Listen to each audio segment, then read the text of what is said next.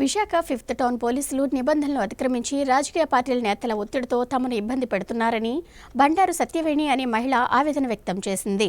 Visakha Vijay press క్లబ్లో ఏర్పాటు చేసిన మీడియా సమావేశంలో ఆమె మాట్లాడుతూ 6 సంవత్సరాల మైనర్ అయిన తన రెండో కుమారుడు మైనర్ అయిన మరో అమ్మాయితో ప్రేమలో పడ్డాడని తెలిపారు. దీంతో ఆందోళన చెందిన తాను ఇద్దరిపై ఇచ్చిన మిస్సింగ్ కంప్లైంట్ను పట్టించుకోకుండా రాజకీయ పలుకుబడితో అమ్మాయి తండ్రి తనపైన కుమారుడిపైన కిడ్నాపింగ్ కేసు పెట్టారన్నారు. కేసును ఒప్పుకోమంటూ పోలీసుల ద్వారా ఒత్తిడి తెస్తున్నారని ఆరోపించారు. మైనర్లను అప్పగించకుండా తన కుమారుడిపై 3rd డిగ్రీ ప్రయోగించి చేతివేళ్లు విరిచారని, తనపై కూడా చేయి చేసుకున్నారని ఆవేదన వ్యక్తం చేశారు.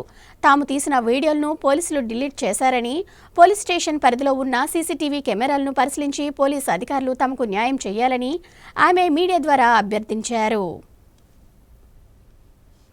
సృష్టిలోని ప్రతి తల్లికి కూడా బిడ్డ అంటే చాలా ఉన్నతమైనది. అలాంటిది నా బిడ్డని ఈరోజు ఒకవైపు పోలీసులు, మరొక వైపు ఆసుపత్రి ఇద్దరు కలిసి చాలా ఇబ్బంది పెడుతున్నారండి.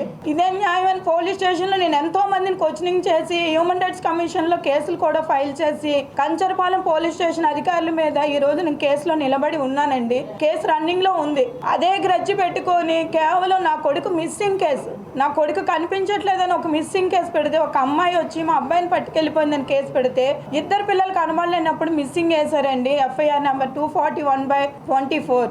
అందులో మిస్ అయిన పిల్లలు దొరక్క ముందే దాన్ని కిడ్నాప్ కేసు కింద మరో ఎఫ్ఐఆర్ ఫైల్ చేసి ఆ అబ్బాయి కిడ్నాప్ చేసినట్టు, ఆ అబ్బాయికి నేను ప్రోత్సహించినట్టు, ఎటువంటి ఆధారాలు లేకుండా నన్ను, నా కొడుకుని కిడ్నాపర్స్ అనేసి, ముద్దాయిలు అనేసి స్టేషన్లో బయలు తీసుకోమని, నేరం ఒప్పుకోమని, నన్ను బట్టలు లేకుండా సార్ ఈ బయట లేకుండా నన్ను వీడియోలు తీశారు.